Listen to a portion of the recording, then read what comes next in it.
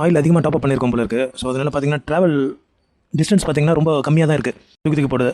கொஞ்சம் உள்ளே போகலாம். இவ்வளோ தூரம் வரைக்கும் போனால் தான் நமக்கு கொஞ்சம் நல்லாயிருக்கும் சஸ்பென்ஷன். பழைய ஆயில் பார்த்தீங்கன்னா ஃபுல்லாத்தையும் கீழே ஊற்றிடுவோம். நம்ம புது ஆயில் டாப் அப் பண்ணுவோம்.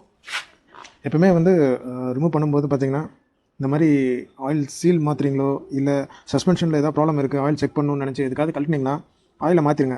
ஆயிலோட விலை ரொம்ப ஒன்றும் கிடையாது. ஒரு 100 120 அவ்வளோதான் இருக்கும் இந்த சின்ன வண்டிக்கெலாம். பாருங்கள் ஃபுல்லாக கருப்பாக தான் இருக்குது. உள்ள ஆயில் வந்து ஃபுல்லாக ட்ரைன் ஆகட்டும். நம்ம புது ஆயில் கொண்டு வந்து ஃபிக்ஸ் பண்ணிவிடுவோம். ஆக்சுவலாக யமஹாவில் பார்த்தீங்கன்னா 10W போட்டிருக்கு.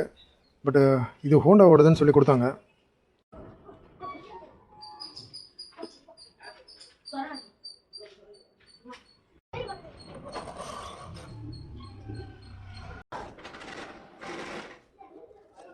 ரொம்ப டைட்லாம் பண்ணணும்னு அவசியம் இல்லை.